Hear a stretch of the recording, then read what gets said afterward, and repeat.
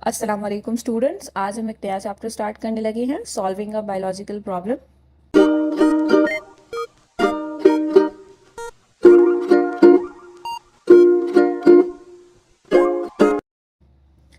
इसका अगर हम ओवरव्यू लें आपकी ही बुक के इस टेबल के थ्रू, तो इस फ्लो चार्ट के थ्रू, तो हमारे पास एक बायोलॉजिकल प्रॉब्लम होगी, ठीक है। और इसे सॉल्व करने के लिए ये सीरीज ऑफ स्टेप्स होंगे, ठीक है। सबसे पहला स्टेप क्या होगा कि जो भी हमारी प्रॉब्लम है उस प्रॉब्लम से रिलेटेड हम नॉलेज गैदर करेंगे लिटरेचर से, और साथ साथ जो भी ऑब्जर्वेशंस हैं वो भी हम नोट डाउन कर लेंगे। देन हम हाइपोथेसिस जनरेट करेंगे। हाइपोथेसिस का मतलब होता है इंटेलिजेंट गेस, मतलब हम गेस करेंगे कि ये प्रॉब्लम किस वजह से हो रही है on the basis of previous knowledge and related observations. जब हम गेस करेंगे तो हमें उसकी रीजनिंग भी देनी होगी कि हमने अगर ये गेस करने की बात की है तो हमने कैसे गेस किया है। इस गेस के लिए हम रीजनिंग देंगे कि भाई मैंने ये इस बेसिस पे गेस किया है। तो उस रीजनिंग को दो तरह की रीजनिंग्स होती हैं, deductive reasoning and inductive reasoning. ये हम आगे चल के पढ़ेंगे भी मजीद। मतलब हम अपनी हाइपोथेसिस को, अपने इंटेलिजेंट गेस को एक्सप्लेन करेंगे कि भाई हमने ये गेस क्यों किया है, क्या वजह है। ऐसे ही हवा में नहीं गेस करना, कोई ना कोई किसी न किसी एविडेंस की बेस पे हमें गेस करना है और फर्दर हमें उसे फिर एक्सप्लेन भी करना है, ठीक है। अब जब गेस करके हम उसे एक्सप्लेन कर देंगे तो नेक्स्ट हमारा स्टेप होता है कि हमें उसे प्रूव करना है कि ये सही है या गलत है। प्रूफ करने के लिए हम एक्सपेरिमेंट्स करते हैं। एक्सपेरिमेंट्स में हम डेटा कलेक्शन करेंगे और फिर उस डेटा को एनालाइज करेंगे। मतलब कि जिस तरह से हम प्रैक्टिकली एक्सपेरिमेंट्स करते हैं, आप लैब्स में जाके भी अपने एक्सपेरिमेंट्स कर रहे होंगे। मतलब हम तजुर्बा करेंगे अपने हाइपोथेसिस की बेस पर। देन अगर हमारे जो रिजल्ट्स हैं, जो डेटा कलेक्शन करके हमने डेटा एनालिसिस की है, तो वो जो एनालिसिस से जो रिजल्ट निकल के आए हैं, अगर वो रिजल्ट्स हमारे हाइपोथेसिस को सपोर्ट करते हैं तो उसकी बेस पर हम एक थ्योरी प्रपोज कर देंगे।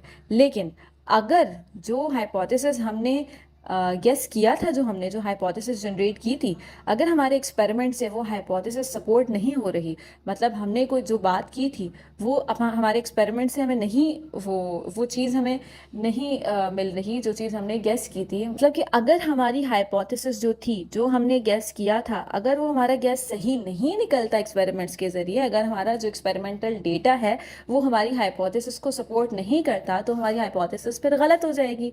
इसके बाद साइकिल चलेगी, दोबारा से हम एक न्यू गेस करेंगे, न्यू हाइपोथेसिस जनरेट करेंगे और अगेंस्ट उस हाइपोथेसिस को एक्सप्लेन करके, एक्सपेरिमेंट्स करके हाइपोथेसिस को सही या गलत साबित करेंगे। अगर सही हो जाएगी तो थ्योरी पेश कर देंगे, अगर गलत हो जाएगी तो एक बार फिर से एक नई हाइपोथेसिस जनरेट कर देंगे। इसी तरीके से ये प्रोसीजर चलता रहता है। अब यहाँ पे हमने बायोलॉजिकल प्रॉब्लम की बात की, तो हम बायोलॉजिकल प्रॉब्लम को भी समझ लेते हैं। बायोलॉजिकल प्रॉब्लम की अगर हम बात करें तो ये सेट ऑफ क्वेश्चंस होते हैं, हमारे जहन में कुछ सवालात होते हैं अबाउट द नेचुरल वर्ल्ड। क्योंकि बायोलॉजिकल है तो कुदरती चीज़ों के बारे में सवाल होंगे, जैसे कि इन्वायरमेंटल रिलेटेड हो सकते हैं, इकोलॉजिकल रिलेटेड हो सकते हैं, हेल्थ रिलेटेड क्वेश्चन हो सकते हैं।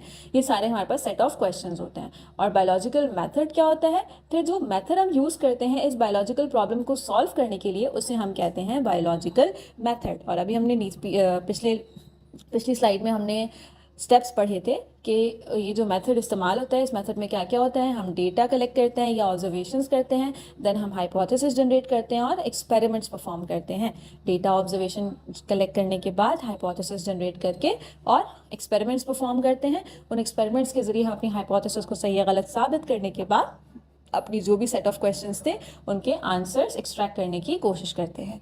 आप जब आने वाले लेक्चर्स हैं उसमें जब हम बायोलॉजिकल मेथड के बारे में पढ़ेंगे आपकी सिन टेक्स्ट बुक बोर्ड के अकॉर्डिंग ही, तो हम डिस्कस करेंगे कॉज ऑफ मलेरिया। एक सेट ऑफ प्रॉब्लम होगी, एक बायोलॉजिकल प्रॉब्लम होगी जिसे हम सॉल्व करने की कोशिश करेंगे through observations, hypothesis, reasoning, experiments etcetera, ठीक है। तो आप ये लेक्चर देखने के बाद चैनल विजिट कर सकते हैं।